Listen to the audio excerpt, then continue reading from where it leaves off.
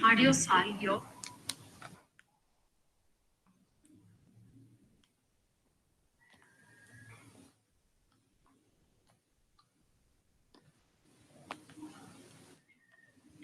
Dice que él quiere ser bi.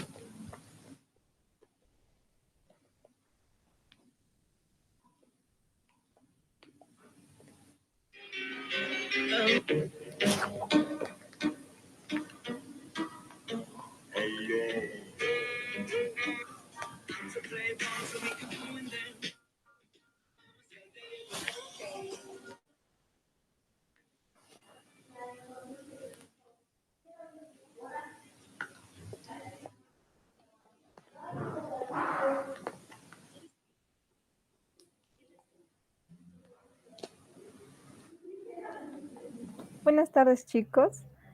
Continuamos con la Semana Internacional de Gastroenterología, esta vez con la ponencia sobre hernia hiatal.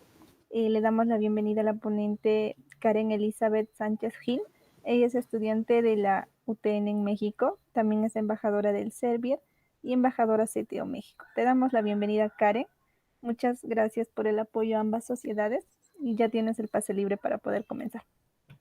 Gracias, hola a todos, buenas noches. Bueno, ya me presentaron, soy Karen, administro la cuenta de Instagram de @medicaenprogreso y hoy vamos a hablar de hernia de hiato. La hernia de hiato es la herniación de un órgano abdominal que generalmente se da en el estómago a través del hiato esofágico en el diafragma y vamos a ir viendo cómo es que se diagnostica, cuáles son los estadios y cómo la vamos a tratar. Si bien la hernia hiatal es un tema muy importante en los trastornos esofágicos quirúrgicos, ya que se da con muchísima frecuencia después de los 50 años, hay que saber qué otras causas la condicionan y qué podemos hacer para prevenirla. Primero vamos a hablar sobre el concepto, luego cuáles son sus causas o su etiología, los tipos de hernia, que es muy importante y esta es una pregunta muy común en examen de cirugía, cuáles son los tipos de hernia de hiato, qué factores de riesgo existen y cómo podemos prevenirlo para evitar que una vez la persona ya llega a una edad mayor no tenga una hernia hiatal, cómo la vamos a diagnosticar por la clínica, el diagnóstico por imagen, el tratamiento y qué posibles complicaciones podemos tener. Y de esa forma lo vamos a ir tratando. Si ven, no son muchas diapositivas porque lo que quiero hacer es tocar puntos clave, cosas que les van a preguntar en sus exámenes o que probablemente les pregunten cuando estén rotando. Así que si gustan tomar apuntes, de todas formas, más tarde voy a subir yo la presentación a mi Instagram para que la puedan descargar. Y bueno, como ya les había dicho, la hernia de hiato es una herniación de un órgano abdominal, generalmente es el estómago, a través del hiato esofágico. El hiato esofágico se encuentra en el diafragma. Para diagnosticarla nos vamos a basar en radiografías con contraste o tomografías, así como en la endoscopía. En esta afección, una porción del estómago entra por ese orificio en el hiato esofágico a través del tórax en el orificio ubicado en el diafragma. Y por eso adopta una forma de hernia. Ya sabemos que la hernia es cuando una víscera u órgano atraviesa o se mete donde hay discontinuidad del tejido. Y vamos a ver que hay diferentes tipos de hernias. Su etiología, bueno, puede ser el resultado del debilitamiento de tejido de soporte, esto quiere decir el debilitamiento de los músculos del diafragma o del abdomen. En los adultos se asocia generalmente al envejecimiento, porque entre más edad tenemos, tendemos a perder masa muscular y por lo tanto nuestras paredes abdominales tienden a hacerse más débiles. La obesidad es una causa muy importante, ya que el ser o tener un paciente obeso debilita bastante la pared abdominal por la distensión que se hace, y el tabaquismo. Entonces aquí tenemos dos puntos muy importantes. Si llega un paciente que tiene un poquito más de 50 años, que ha sido fumador durante la mayor parte de su vida y que es obeso y llega con síntomas de reflujo, de acidez estomacal, siente que de repente no puede respirar bien, bueno, uno de los posibles diagnósticos podría ser una hernia de hiato, ya que constituye varios de los elementos de riesgo. En los niños es muy rara la hernia hiatal, generalmente es de causa congénita y se asocia a un niño que presenta constante reflujo gastroesofágico. Entonces, en los pediátricos, en los niños que no presenten obesidad o que sean obesos y además de eso tengan reflujo gastroesofágico, podemos sospechar de una hernia de hiato, pero generalmente va a ser congénita. Es muy difícil que sea adquirida, ya que los niños generan más masa muscular y por su edad tienden a ser más fuertes. Las personas mayores de 50 años son muy propensas a presentar hernias de hiato. Las hernias de hiato se hacen más común en este grupo de edad y pueden ocasionar reflujo. Entonces, pues tenemos que los tipos de hernia van a ser 3 o eran 3 hasta hace poquito y ahorita ya en el grupo 3 sacan una hernia cuarta o la hernia o el tercer grupo de hernias se divide en 2. Tenemos la hernia hiatal por deslizamiento. ¿Cuál es la hernia hiatal por deslizamiento? Esta hernia hiatal se considera la tipo 1 y es porque existe un deslizamiento en la unión esofagogástrica por encima del hiato. Esta hernia es la más común y la más sencilla de resolver. Más adelante, ahorita que veamos el tratamiento, vamos a ver cómo se resuelve. Después tenemos la hernia hiatal tipo 2 o paraesofágica. Esta se da cuando la unión esofagogástrica la unión esofagogástrica está en su sitio, pero el fondo gástrico está encima del hiato esofágico y por eso se llama paraesofágica. Y luego tenemos la hernia hiatal tipo 3 o mixta. La tipo 3 es más común que la 2. ¿Y qué pasa en esta? Bueno, la unión esofagogástrica y el fondo gástrico se encuentran encima del hiato esofágico, por eso es mixta. Y luego en la mixta podemos tener una subdivisión o podemos llamarla hernia hiatal tipo 4, que también es paraesofágica, pero que en esta se van a herniar más órganos, incluyendo el vaso, el colon y demás órganos abdominales.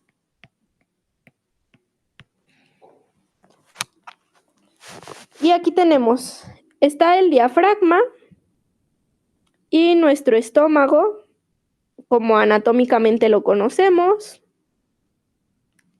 ¿Qué pasa cuando existe una hernia? Bueno, el hiato del esófago o por encima del diafragma, en el hiato del esófago, sobresale una parte ¿de qué? Del estómago, porque probablemente se perdió fuerza en los músculos del abdomen o en los músculos del diafragma y esta parte del estómago, que sería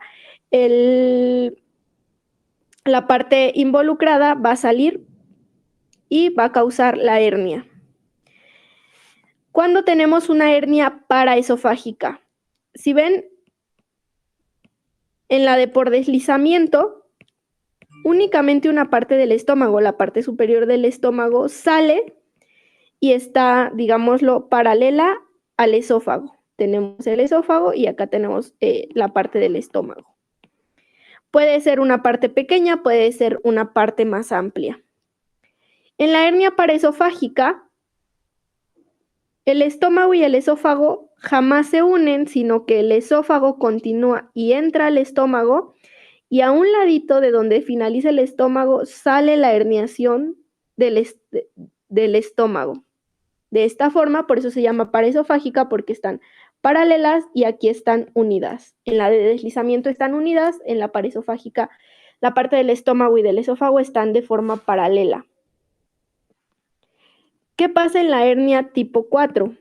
Bueno, aquí tendríamos lo que está el vaso con el páncreas y el hígado. Cuando este espacio es más grande, se llega a herniar una parte del vaso, parte del páncreas y de las vísceras o del colon y el intestino delgado también. Y por eso esa hernia se llama tipo 4 o mixta, porque ya no solamente tenemos estómago, sino tenemos demás órganos saliendo por el hiato del esófago. ¿Qué factores de riesgo vamos a tener? Bueno, en todas la edad, más de 50 años, la obesidad, un paciente que es obeso siempre va a tender a presentar hernias de hiato. El estreñimiento, ¿por qué el estreñimiento? Porque cuando una persona está constipada o está estreñida, necesita más fuerza o realizar más esfuerzo con los músculos abdominales para tratar de evacuar las heces, y en ese intento de tratar de evacuar las heces puede lastimar algunos de los músculos abdominales. El embarazo, ¿por qué? Por la distensión abrupta del estómago y el movimiento de los órganos para darle cabida al bebé. El estrés, el consumo de cigarros o las personas que son fumadoras, y como ya hemos visto, en niños generalmente son congénitas. Ahora, vamos a tener una hernia tipo 1. La hernia tipo 1 representa al 90% de las hernias de hiato. Esta se da en la unión esofagogástrica, como ya vimos, y es desplazada a través del hiato. ¿Qué características va a tener la hernia tipo 1? No presenta saco herniario, como lo vimos anteriormente, como lo veíamos aquí. No tiene saco herniario, a diferencia de en la 3 o en la pared esofágica, que si hay un saco de la hernia. En la de deslizamiento no, aquí está nuestro saco herniario y aquí no hay saco. ¿Cómo se va a presentar clínicamente? Síntomas de reflujo gastroesofágico, aunque suele cursar asintomática o confundirse con gastritis u otra enfermedad que nos cause reflujo. ¿Cuál va a ser el tratamiento? Inicialmente va a ser el control del reflujo, control de signos y síntomas con observación para ver si la hernia se llega a regresar sola y los músculos cicatrizan, o si es necesario más adelante hacer cirugía para evitar que protruyan los demás órganos. Cuando hay esofagitis grado C o broncoaspiración u otras complicaciones de reflujo, entonces sí ya vamos a recurrir a la cirugía. Pero mientras no haya, digamos, signos y síntomas graves, pues no va a ser necesario que se proceda a la cirugía. Luego tenemos la hernia paraesofágica tipo 2. Y aquí vamos a hacer un esquema. En la hernia paraesofágica tipo 2, ¿qué característica va a tener? Bueno, en esta ya va a haber un saco herniario. ¿Por qué? Porque pues la lesión en el diafragma es mayor, y vamos a verla aquí. Tendría que venir aquí nuestro diafragma y atravesar de esta forma nuestros músculos diafragmáticos. ¿Qué pasa cuando hay hernia? Estos músculos pierden su continuidad en algún momento y dejan salir partes del estómago o de otro órgano abdominal. Estas son menos del 5% de las herniaciones que existen, por lo que ya sería un poco más rara. La unión esofagogástrica permanece en su lugar, aquí el esófago y el estómago no se mueven, aunque con el tiempo es frecuente que también se deslice. La mayoría también son asintomáticas, y hasta que pasan a ser grado 3 es cuando ya presentan síntomas más graves. Como no presentan síntomas, es difícil diagnosticarlas a menos que haya alguna complicación como la broncoaspiración, y se deben a defectos anatómicos.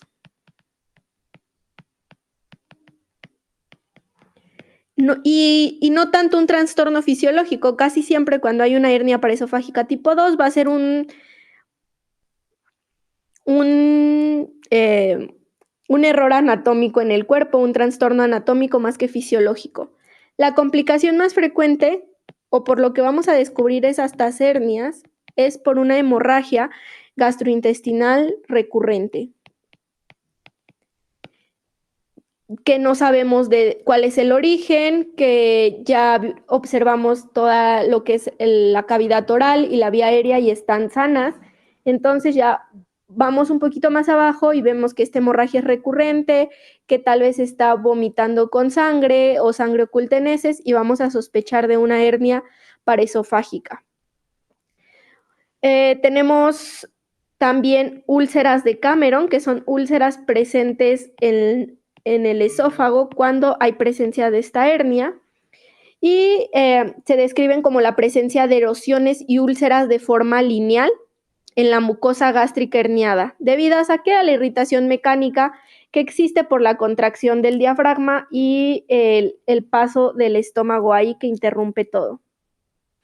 Puede llevar a una anemia por la pérdida crónica de sangre.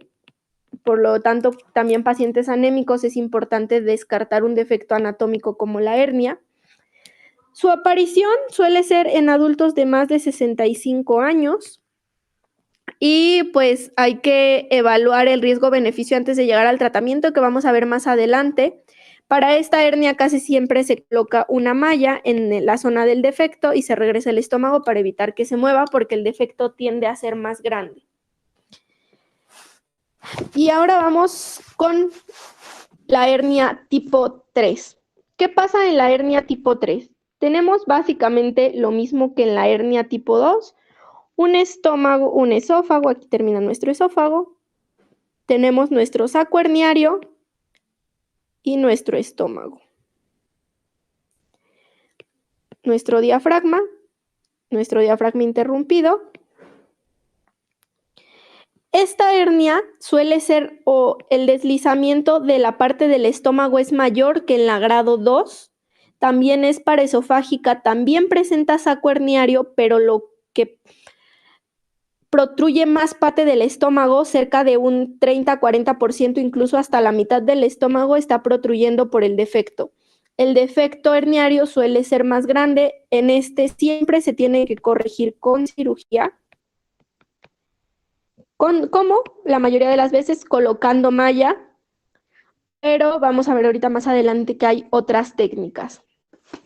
Y finalmente tenemos la tipo D o la cuarta, en la que vamos a tener una protrusión del estómago muy amplia,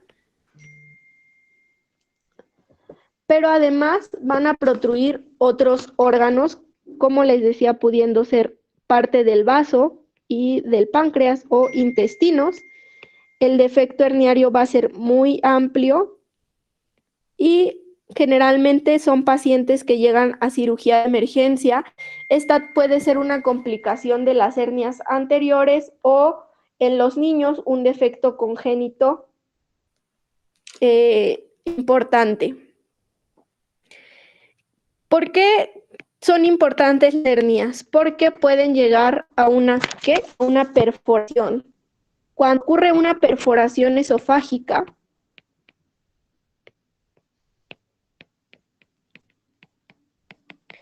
en la perforación esofágica, la discontinuidad de la mucosa del esófago se va a perder porque la hernia ya está haciendo tanta presión que se rompe. Lo que va a provocar que un sangrado, y además del sangrado, una infección periesofágica virulenta. Entonces, esta infección periesofágica, que generalmente es por virus, va a aumentar la mortalidad del paciente. Por lo que es importante que cuando un paciente viene escupiendo sangre con hematemesis, hay que descartar primero una perforación del esófago. Es necesario que evitemos llegar a una perforación esofágica y que si el paciente llega ya con perforación, lo esencial es su diagnóstico precoz e inmediatamente se trata con cirugía.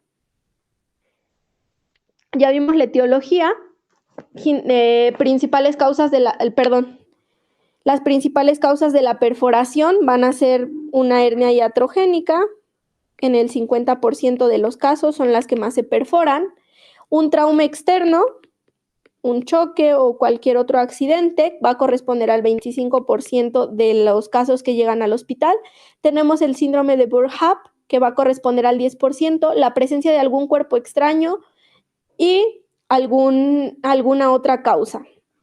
En la parte iatrogénica, el riesgo de perforación es una endoscopía, por eso también hay que tener mucho cuidado cuando se realiza una endoscopía, porque cerca del 1%, que si lo dimensionamos de cada 10 pacientes, de cada 100 pacientes, uno, va a tener el riesgo de perforación de hernia por una endoscopía. Ahora sí, la clínica.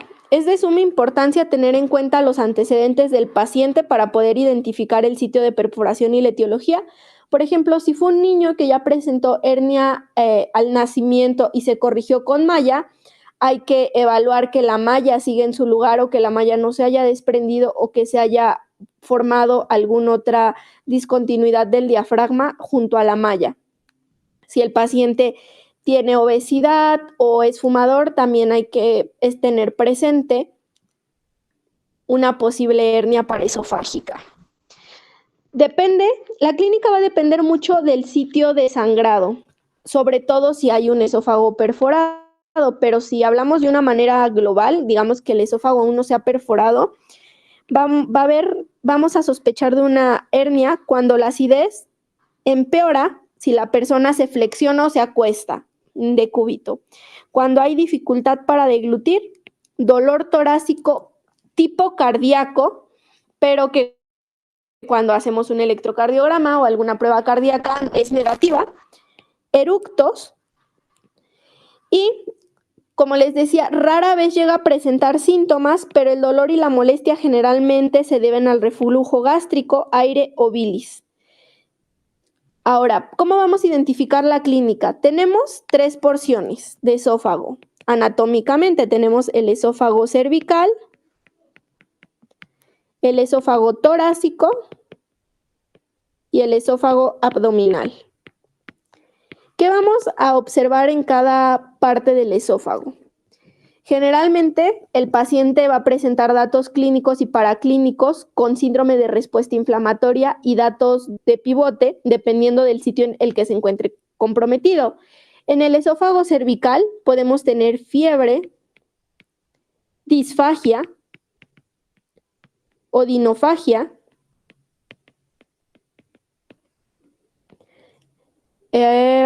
efisema subcutáneo y dolor a la flexión cervical. Cuando está en la parte torácica, vamos a tener dolor torácico tipo cardíaco, fiebre y posiblemente un derrame pleural.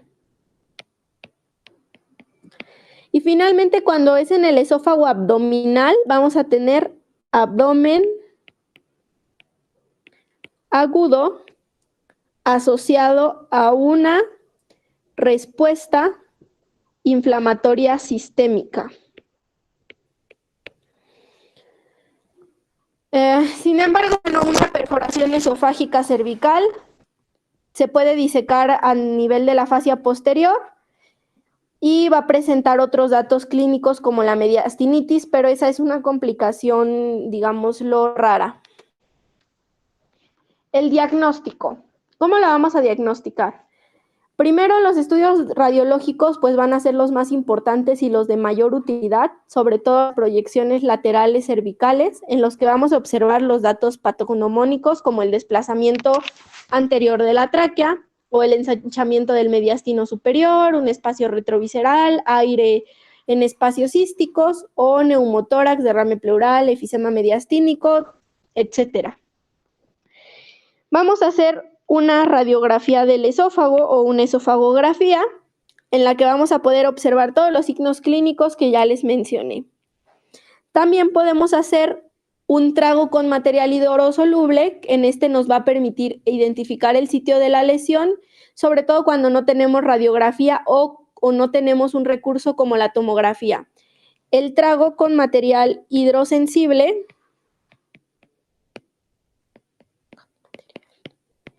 nos va a dar un 80% de seguridad en el diagnóstico. Después tenemos un esofagogastroduodenoscopía, que va a ser el segundo estudio más importante porque nos va a permitir observar en qué parte del esófago se encuentra la lesión. Los rayos ya les mencionaba que era lo primero que teníamos que hacer y podemos tener una tomografía de cuello y tórax de doble contraste. Este es el estudio de mayor importancia clínica, sin embargo, no todos los hospitales cuentan con un tomógrafo, por lo que se deja hasta el final, además de que es muy caro. Es el más sensible, el que más especificidad tiene, permite identificar el sitio de lesión, descargar la presencia de otras enfermedades y valorar si el paciente es candidato a un manejo conservador, pero como les decía, la tomografía con contraste es de difícil acceso, sobre todo en zonas rurales. Tratamiento. Antes de ver el tratamiento quirúrgico hay que saber que tenemos un tratamiento conservador y para que este tratamiento conservador, que sería el más ideal, sea posible, tenemos que ver algunos factores que dependen del éxito de este manejo. ¿Cuáles son los factores? Primero vamos a evaluar si el paciente tiene perforación o aún no. Entonces, ¿hay perforación, sí o no? Si hay perforación, vamos a tener otro punto. ¿Es reciente o tiene más de 24 horas? Si es reciente, entonces seguimos sobre el manejo conservador. ¿Qué vamos a ver en la perforación? Esta perforación está bien circunscrita, o sea, sus bordes están bien determinados. Y de nuevo, ¿sí o no? Si no está bien circunscrita, ya nos vamos a un manejo quirúrgico. Si sí está bien delimitada, bien circunscrita, vamos a la siguiente pregunta. ¿El abdomen o la cavidad abdominal está o aún no? Si ella está afuera o el espacio del defecto es muy grande, de nuevo, manejo quirúrgico. Pero si no es así, vamos a la siguiente pregunta. ¿Hay extravasación libre de contraste en las cavidades corporales? O de cuando nosotros le damos a tomar el contraste sale a las demás cavidades corporales. Y aquí evaluamos si hay contraste o no hay contraste. Si sí, de nuevo, manejo quirúrgico. Si no hay contraste, ¿hay malignidad? ¿Y con qué me refiero a malignidad? Algún tipo de presencia de células neoplásicas. Si hay obstrucción, estenosis o cualquier otra lesión en la región de la perforación, nos vamos a manejo quirúrgico. Pero si no la hay, vamos a la última pregunta. A las últimas dos, ¿evidencia de sepsis? ¿Sí o no? Si no hay sepsis, seguimos sobre el tratamiento conservador, pero si ya hay sepsis, vamos a evaluar si los síntomas de la sepsis son mínimos. Si sí son mínimos, manejo conservador, si no, manejo quirúrgico. Entonces, son muchos factores los que determinan si vamos a tener un manejo conservador o un manejo quirúrgico, pero hay que tener en cuenta que este manejo conservador nos va a evitar lesiones a largo plazo o complicaciones a largo plazo. ¿Cuál va a ser nuestro manejo conservador?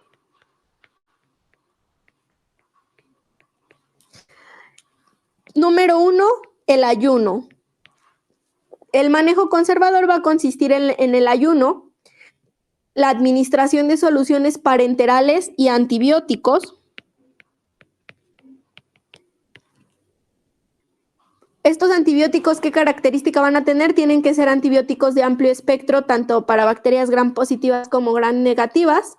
Vamos a tener al paciente en nutrición parenteral.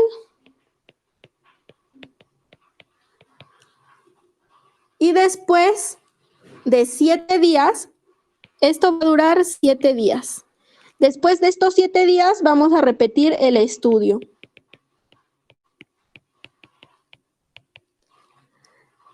Si la perforación se resuelve por su propia cuenta, pues ya no necesita cirugía. Si después de 7 días la perforación no se resolvió, vamos a hacer un estudio de endoscopía. Y esta endoscopía se realizará con el objetivo de valorar si el tamaño de la perforación está disminuyendo o no, o está cicatrizando o no. Si está cicatrizando, se vuelve a dar este manejo conservador por otros 7 días, esperando que esta vez sí la perforación se resuelva. De otra forma, nos vamos a manejo quirúrgico. Esta endoscopía tiene una característica y es que se hace con el objetivo de colorar el stent. ¿Para qué se hace esto de colorar un stent? Bueno, para ver el tamaño o qué tanto hay de perforación, y del 80% de los casos, del 100% de los casos, perdón, el 80% se ha logrado resolver con este manejo conservador. Y el otro 20%, bueno, se complica un poco más y es necesario ir a cirugía. Sin embargo, dentro de las ventajas del manejo conservador es que aproximadamente 3 días después de que se termine el manejo conservador, el paciente va a poder retomar su vida normal y comer de forma normal. Obviamente, se les enseñan hábitos higiénico-dietéticos para evitar una nueva perforación, pero si el paciente ya tiene buenos hábitos, ya no es necesario. Entonces, ante la sospecha de una perforación de nuestra hernia, vamos a pedir nuestros estudios: radiografía, tomografía, una tomografía con contraste, etcétera. ¿Qué vamos a ver? ¿Hay perforación? ¿Sí o no hay perforación? Aquí perforación. Si sí hay perforación, no, sí. Si hay perforación, ahora que vamos a evaluar, ¿esta perforación está libre o está contenida? Si la perforación está libre, tenemos que ver si el esófago es patológico o está sano. Porque generalmente los pacientes que han tenido reflujo gastroesofágico por toda su vida tienden a tener principios de carcinoma esofágico o gástrico. Si el esófago es patológico, vamos a ver qué tipo de patología, si es acalasia o si es alguna neoplasia.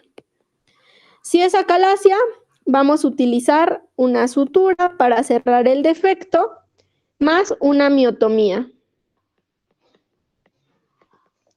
Pero si es una neoplasia, vamos a utilizar una endoprótesis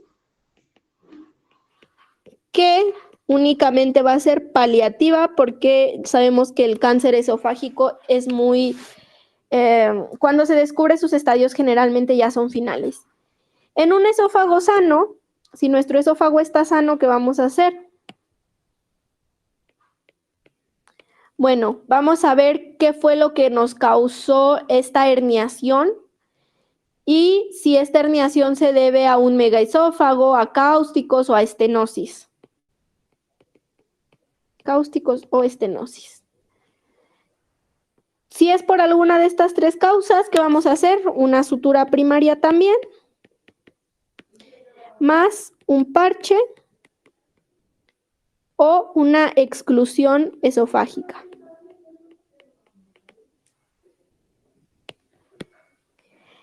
Si la perforación está contenida y tiene menos de 24 horas, aún no hay sepsis y no hay obstrucción, ¿qué vamos a hacer? Tratamiento conservador.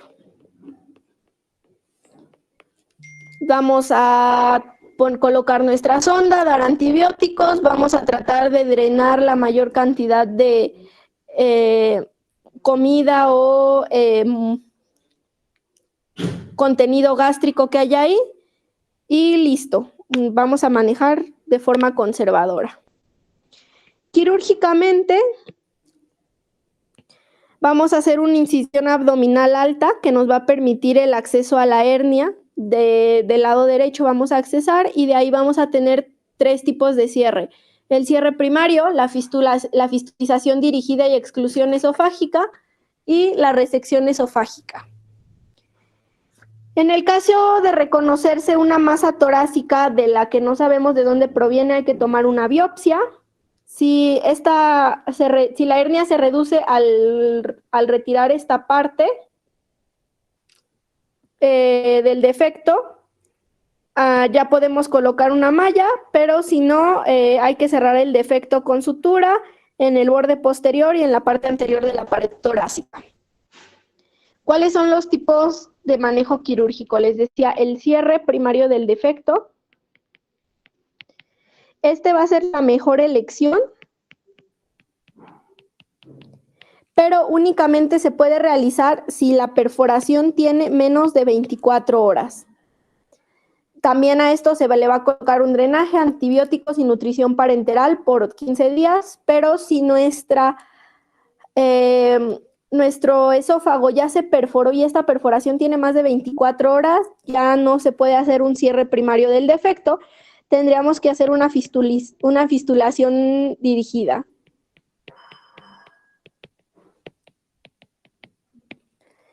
Con una exclusión esofágica. Esta técnica se utiliza cuando ya hay más de 24 horas de la perforación, no se necesita tanto tiempo y la exclusión esofágica se hace mediante un grapado proximal y distal del esófago, más una esofagostomía una esofagostomía de descarga y una gastrostomía. La fistulización dirigida consiste en dejar un tubo en la parte del esófago para que se esté drenando y tratar de controlar el sangrado o la sepsis, la contaminación que hay dentro de la fístula. Posteriormente, 6 semanas después, se valora cómo va la reparación y si es necesario se retira ya el drenaje que se dejó. Y por último tenemos la resección esofágica. En la resección esofágica, este es el tratamiento más agresivo. Se necesita una esofagostomía y gastrostomía, por lo tanto se va a retirar gran parte del estómago y del esófago. No se recomienda, es un tratamiento muy agresivo, se realiza cuando hay alguna presencia de tumoración o al romperse nuestra hernia, al fistulizarse, hay un espacio muy amplio cuando la lesión por el cáustico fue muy grande o la estenosis no se puede dilatar. La reconstrucción es diferida y, bueno, el paciente queda con alto riesgo de dehiscencia y hay que evitarlo en todas las formas posibles. A menos que nuestro paciente tenga un tumor o llegue ya demasiado grave, hay que tratar de hacer una fistulización dirigida o cierre primario. Para la convalecencia o qué va a pasar después, pues en los niños pequeños no va a requerir de restricciones después de la reparación. Como ya les dije, en los niños generalmente se repara desde recién nacidos, se coloca una malla y se resuelve. En los niños más grandes, evitar deportes de contacto o deportes en los que haya agresión durante por lo menos 3 semanas para que la malla se fije bien o la reparación sane. Y en los pacientes adultos se puede esperar una recuperación completa de la cirugía de aproximadamente de 2 a 4 semanas. Complicaciones, sangrado y anemia porque puede estar el sangrado constante o el sangrado ser muy grande al momento de la cirugía, aspiración pulmonar o estrangulación de la hernia. Y así es como se ve en una radiografía. Aquí tendríamos nuestro diafragma y como ven aquí, esta parte que sale aquí es nuestra hernia, el estómago estaría aquí. Y nuestro esófago es esta parte de aquí. Aquí tenemos otra imagen de una hernia, tenemos el esófago, los músculos del diafragma que detienen el estómago y aquí la pérdida de continuidad del diafragma donde se está herniando el estómago. Esta sería una vista de una porción sana y cuando esté herniado podemos observar por esta parte de aquí el estómago. Tratamiento quirúrgico, esta es la parte que se que se perforó y una vez que ya se cerró con suturas, bueno, vean el tamaño que tiene. Pronóstico generalmente es bueno, la mayoría de los síntomas se alivian con el tratamiento, sobre todo entre menos edad tienen y si no tienen hábitos tóxicos. Es bueno. El pronóstico cambia mucho cuando se encuentra la presencia de alguna malignidad o neoplasia. Prevención, control de factores de riesgo, sobre todo la obesidad y el tabaquismo. Y eso sería todo.